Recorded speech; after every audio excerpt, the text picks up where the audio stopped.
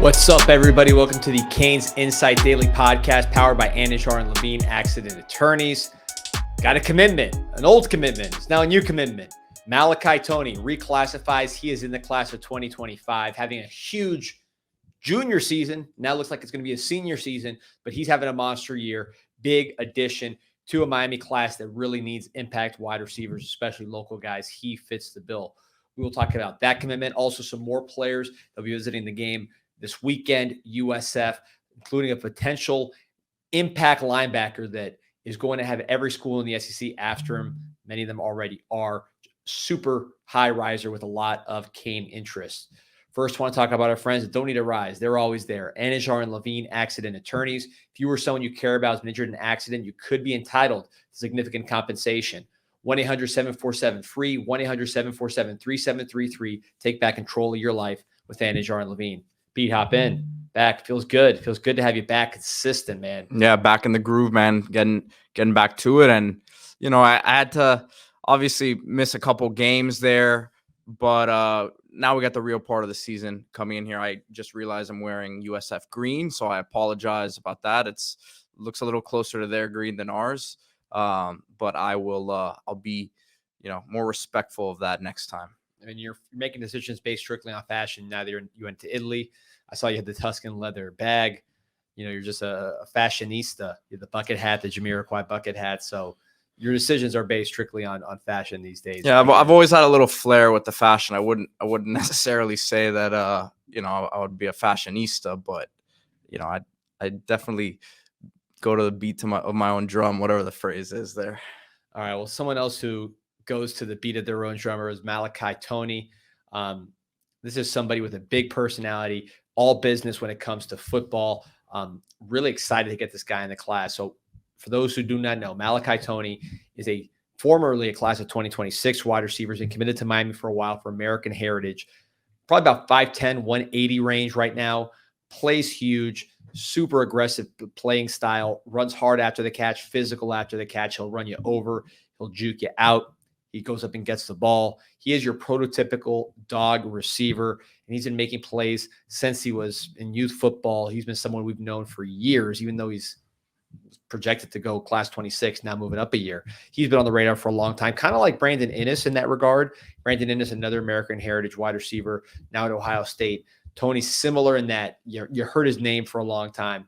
But what I love about Tony's trajectory is that he's having his best season this season. So some stats on him: 35 passes, 621 yards, 8 touchdowns last year. Through as a freshman. Last year, 49 passes, 773 yards, 8 touchdowns. And then this year, through 4 weeks against some good competition, including Luke Nichols School, Milton, one of the top programs in Georgia, 7 catches, 391 yards. 7 touchdowns, 391 yards, 25 catches. He scored in every single game. Had a huge game against Milton with 2 touchdowns. Also made plays against Chaminade Madonna. So a guy who's having a great senior year and brings a skill set to me that Miami really needs because he's just an alpha dog. I'm very happy he was able to reclassify to this class. Yeah, and as we play the highlights here, it's funny, as we were talking about him, D, and the way that you're describing him, and obviously as these clips play, you see a lot of it. He reminds me of a guy, not because the names are similar, but Malachi Corley, who was drafted highly by the Jets coming out of Western Kentucky this last year. A guy who plays a lot bigger than his size. And listen, D, a lot of times with these, he's not small, right? I mean, he already has some good size on him. 5'10" and a half, 182 pounds is what he's listed at. But these defensive backs don't for the most part like to tackle, right? They're not trying to get physical. So when you have a guy with the ball in his hands who's willing to run through you at that spot, and not only with the ball in his hands, but willing to go and attack the football, right?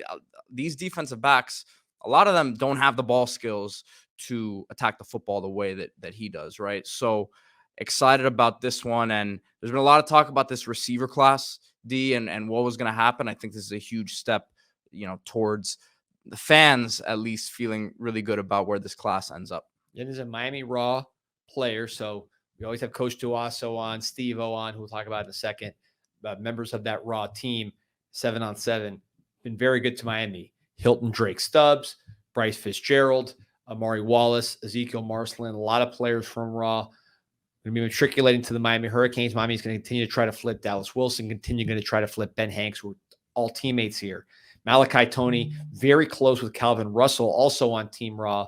Miami Northwestern receiver, who's probably going to be the top receiver in Florida, if not the country, next season in 26. Again, they were both 26 guys. Malachi Toney's now reclassified to this year. More things you hear about Toney from people at the Raw program. All football, loves football, passionate about it, studies the game, clean off the field. You don't have to worry about anything, all ball, and has that alpha mentality. One comparison that Duaso gave for him on this podcast, I believe, was Steve Smith, which gives you an idea of how aggressive he is, like you mentioned, Pete, with the ball in the air and attacking it. Restrepo's a name that's going to get a lot of comps because he's doing so well for Miami now. I do think there are similarities with Restrepo, the way he gets upfield and plays so fast and physical after the catch, playing above his size, the quickness in and out of breaks, being quarterback friendly, finding space, coming back to the ball. I'd say he's a little longer than Restrepo, longer arms, bigger hands. He can go up and get it probably a little more than Restrepo can, just from a size standpoint. Yeah, I mean, these impressive highlights here and amazing start to his season this year, which, like you said, I mean, it's his senior year now, so it'll be fun to track him the rest of the year, of course, at a powerhouse program there at American Heritage. Yeah, Pete, before you go off Toney here, go find his highlights this season against Western, if you don't mind. I was looking for his highlights on his huddle, and let me see if he has any from this year yet. It does not look like. Oh, excuse me, it's up. Sorry about that. Yeah. So against Western, Coach Macho, the defensive coordinator for Western, is a poster on the Miami, the CanesInSight message board. 7 million posts and counting. A lot of high school coaches, a lot of guys who had kids that played against this guy or guys like this. You always get great insight on recruits from that board because of so many former coaches, current coaches. Yeah, people just been around the game and aren't just normal posters. And Coach Macho, we love, is a defensive coordinator for Western, one of the best defenses in South Florida consistently. And look at this guy. I mean, one-handed catch, bouncing off tackles. This is this year. Toney's having a huge year this year. He had a big year last year, but he's taking another leap. And I mean, look at the physicality right here. Accelerates, boom. I mean, just runs guys over, shedding tackles, walks into the end zone. This is an aggressive player after the catch. Do not let the size fool you. This guy's a guy who plays big. He is not small. He's not tall, but he's not small at 5'10", 180, and he plays big. I think, we talked a lot about the importance of, and take a look at that catch with two guys right there. I mean, that was a small. Great throw, too. It really was. Yeah, that's Diabell from American Heritage. Look at that one-hander again. With receivers, how much have we talked about? The IQ, the intangibles, the will to be great, the aggressiveness, the things that separate receivers like Restrepo, Isaiah Horton, another super hard worker, what separates those guys. KJ Osborne, Barrios, we've gone through the list. And the guys in the pros, of course, you know the names. Most of those guys are maniacal workers. Toney, from what I've heard, is in that kind of category. Then you have to combine the play strength, you combine the quickness. He's able to make contested catches. He just does a lot of things that translate. He's not out there just running by guys on go routes and using a straight line speed. He can run, but really it's finding space, catching the ball, breaking a tackle, making a play. It's things that will get him on the field and that will make him very popular with whoever Miami's quarterback is next year, whether it's Emory Williams, whether it's someone else, whether it's a transfer. You want guys like Malachi Toney to be able to bail you out. Certainly Luke Nickel does, because when Luke Nickel came down to Broward to play American Heritage, Malachi Toney was unstoppable, 80 catches, 2 touchdowns, and really made some highlight reel plays in that game on national TV. So this to me is a huge move. You don't know what Dalen Upshaw is going to do. He's another guy having a big senior season. That's Miami's wide receiver commit from Alabama. Auburn's turning up the heat. They're always tough when they turn up the heat. Miami's able to hold on to Dalen Upshaw. You got 2 guys that are known for being smart. They're known for having a lot of play strength and shedding tackles. Or known for being quick, getting open and catching the ball. I think that's the direction you want to go with. Obviously, Jeremiah Smith, who can do all that, plus happens to be 6'4" and run like a deer. That's the ideal. Andre Johnson. But I would rather lean in favor of guys that have these attributes: the quickness, the route quickness, the hands, the ability to withstand contact, the IQ, work ethic. That's what plays that receiver. If you can combine that with freakish height and weight and speed, that's ideal. But if not, guys like this that have solid size and good athleticism, that's more than enough. That's what you want to build your team with. Yeah, and again, as we were watching those highlights, the Western highlights, I'm telling you, Malachi Corley, if you guys haven't watched him, it really reminds me of him. And I just looked it up. He ran a 4.45 at the combine. So it's not like I don't see Tony being a 4.3 guy either, just based on what I'm seeing, but he's fast, right? So I think that's a good comparison. Low 4.4s potentially type of guy, but the play style there, I see it all day. Yeah, and I saw this guy up close for the OT 7-on-7 finals. He didn't have his run after catch ability because there's no pads, so it's just his receiving ability, and he was making a ton of plays against all the top corners. He's one of those guys that he wants the ball, so the ball finds him. He has that attitude. You're not going to see him disappear or drift from games, or just you wonder where he is and when it's going to happen with him. He's someone who imposes his will on the game, very similar to number 7, Xavier Restrepo, but there's a bigger player, more highly rated player, borderline 4-star on 247, solid 4-star on the 247 composite. And with the way his senior season is going, I think he is heading strongly upward in the rankings and as a player. So super excited to get him on board with this team. And D, before we move on, you did allude to this last week as well. So I'm going to play that clip again from the bank. Wide receiver. Could expect some news shortly, possibly this week, that'll impact the class in a positive way. So stay tuned for that. So, I mean, again, this is just a little shameless plug there for the bank. But yeah, you were right on. That's why you listen. That's why you guys got to like and subscribe to this podcast. Go to the CanesInSight.com forums for free. 7 million posts and counting. Canes Connection members got even earlier. So if you go to canesconnection.com/CIS, join Miami's official NIL collective, you get that info first for supporting Miami's NIL collective, which is a powerhouse.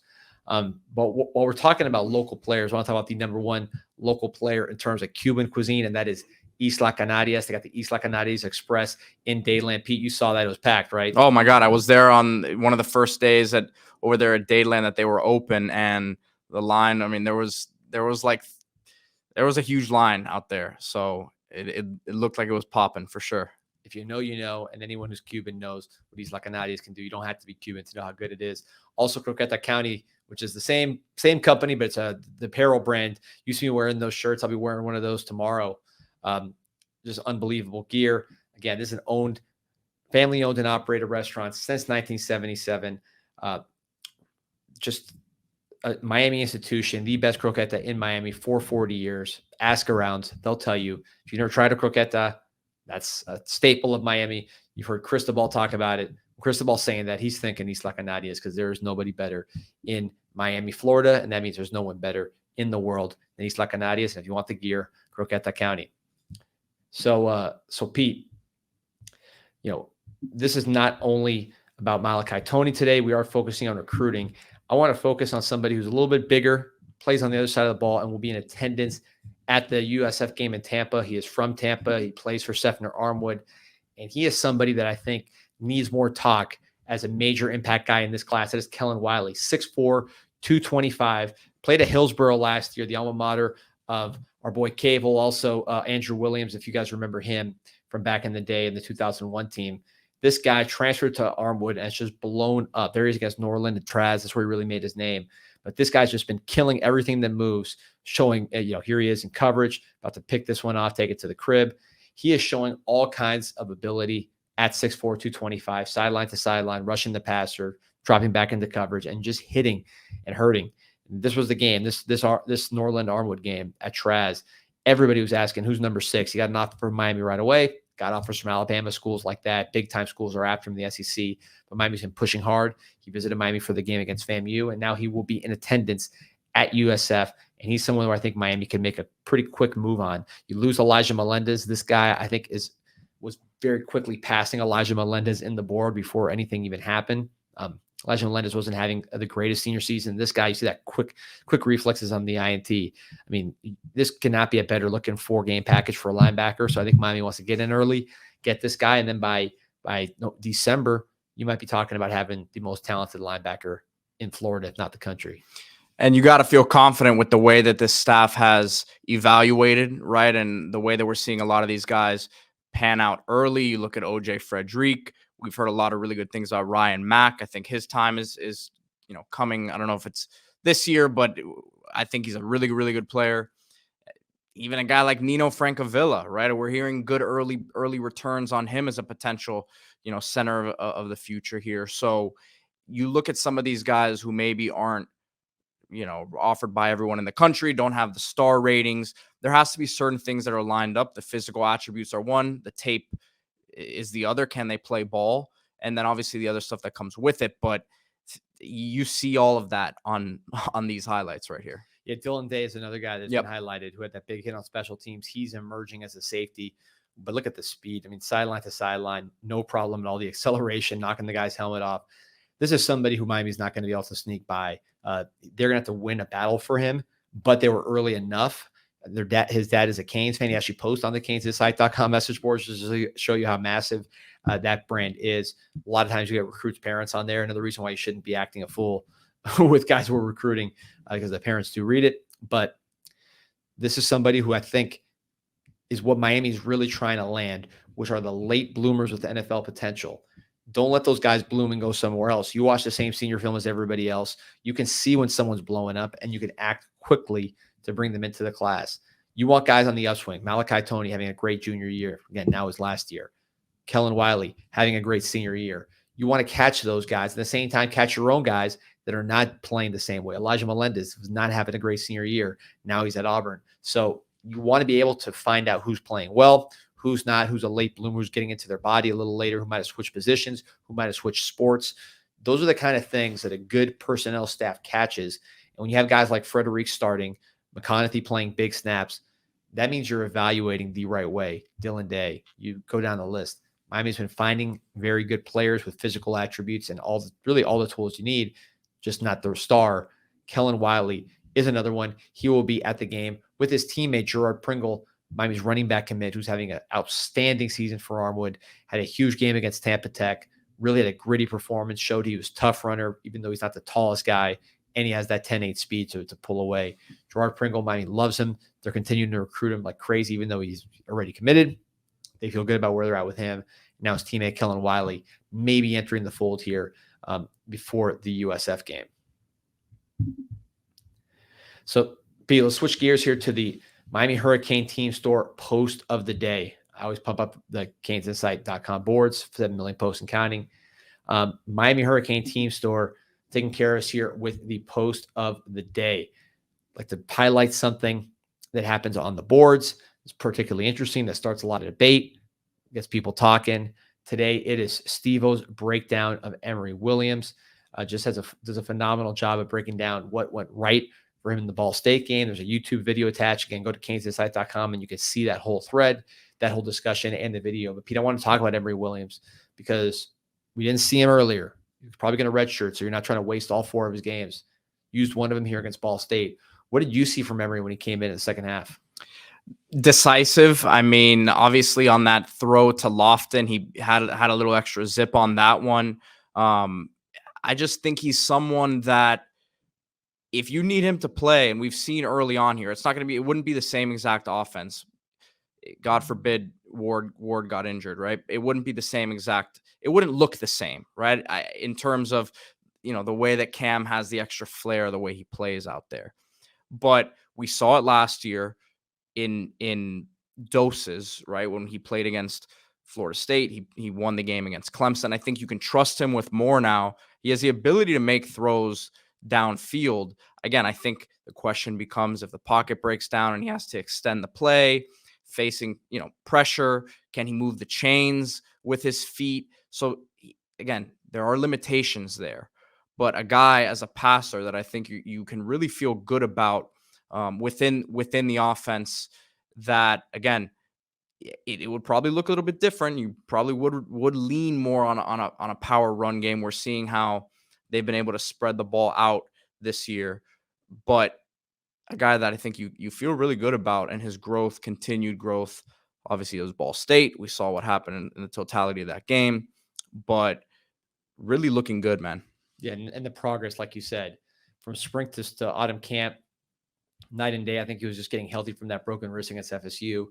And then from where he is this year to where he was last year in garbage time, he showed some flashes in garbage time last year, but this was a whole different animal. I mean, he was right there with what Ward is doing. Obviously, he's not Ward, but in terms of making throws and running the offense, he was doing it at the same level in this particular game. I think the key with him is just getting more athletic, more comfortable. There's going to be times when when he moves off his spot, and those can't just be throwaway plays. He has to have the ability to get a first down when everything is not perfect. So I do think if you have a great offensive line and he's able to just distribute the ball with his IQ, he has enough arm to get it where it needs to go, and he can do a lot of those things. But one thing that Pete, you're posting out, I'll kick it to you in a second. I have heard from people inside the building, Cam Ward really likes Emory and what Emory's made of, and has commented to people in confidence and, publicly, that this is a guy that he really likes and thinks can be a very good player. Yeah, here I'll play the comments. Give me 1 second here to pull it up. But yeah, he was very complimentary of him after the game.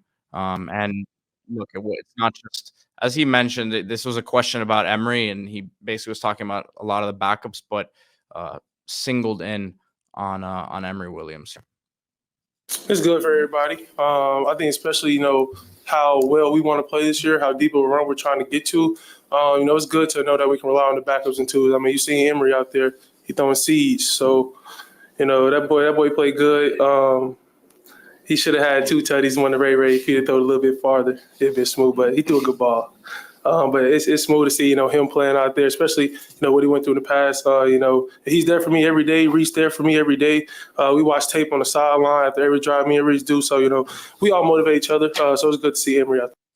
So you see, Cam showing a little leadership there, still telling him, look, there's still room for improvement. Doesn't want to get his head too big there, but very complimentary of him. And I think, look, one of the questions about Emory was at least, and I guess you could still say is what sort of arm talent does he have, right? And again, just seeing it looks like he's got the ability to make a lot of throws downfield. Yeah, and you saw Cam kind of talking about Emory. You could tell Cam likes Emory. Emory was raving about Cam in his post-game interview after the game with Joe Sagaki and Don Bailey on WQAM. They interviewed Emory, and he could not say enough nice things about Cam. Says he loves him. He learned so much from him. You could tell it was genuine. I mean, pretty much everything Emory does comes off as genuine. He's just one of those guys. I mean, everybody in the building really loves him. And it's just how he is. He called Don Bailey Mr. Bailey when he ended. Thank you, Mr. Bailey, when he ended the interview. He's just that kind of kid. God-fearing, very hardworking, very humble, and somebody who's trying to just master the offense. Because if he can run the offense like Coach Guidry runs the offense in his head, like Coach Dawson runs the offense in his head, and basically be almost a joystick for Dawson, where Dawson could tell him what to do and he's going to know exactly how to execute it, it can work with the right players around him. He could be an extension of the coach on the field. And when you have the players to kind of play that way, when you have the offensive line to protect, it can work. We saw with Ken Dorsey. So a lot of football left for Emory Williams. He's just entering his second year. Hopefully he doesn't even get an eligibility year this year and then enters next year as a redshirt sophomore. I think if that happens, he will have a lot of potential to grow. He's already growing at an exponential pace. And Miami likes him. So they'll monitor the portal to find an impact guy. I personally would love to see another impact, high major, first round type of pick player. But Emory's going to make it hard for whoever comes in to this room, and he's going to make his case to start. 1,000% agreed. And I mean, look, you can't, the quarterback position, it's obviously evolved a lot, but you still can't discount what's up here. And Emory's got that. He seems like a guy who processes really quickly. And I mean, again, he's played and he beat Clemson and gave Miami a chance in that game on the road against Florida State. Not the same Florida State team that we're seeing this year either. And that was a late season game, right? So like Florida State had a lot to play for. They're undefeated. Like you got to give some credit where it's due. You look at the box score numbers, they weren't incredible, but he's shown enough that I think he's someone that, if he continues to grow, deserves an opportunity to be the starter here down the line. 100%. Excited to see his development. All right. Remember to like this video and subscribe to the channel. We will be talking more USF as this week goes on. Going to get someone from the USF side here to join us and preview from their side. Want to hear what's going on up there in Tampa as well. There's a lot of excitement. Largest student crowd ever up there. They're opening up the upper deck there at Raymond James. And I'll be up there, man. I'm making the road trip, D. So excited to take that one in and, be out there cheering the Canes on. Well, look, you already got the colors. So I got the USF colors. I don't know. Yeah. Well, no, we'll have fun up there. We'll probably record some shows. Anybody wants to stop by, see us, say what's up. Love seeing all the CanesInSight podcast fans and showing love and, showing our appreciation back for you guys supporting, liking, and subscribing.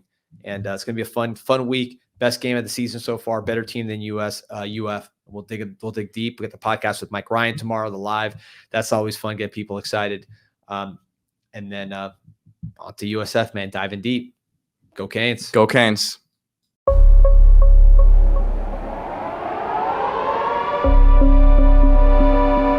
Yeah. This an insight to the Canes, and we ain't playing no games. Joaquin said dominate, so that's what we do.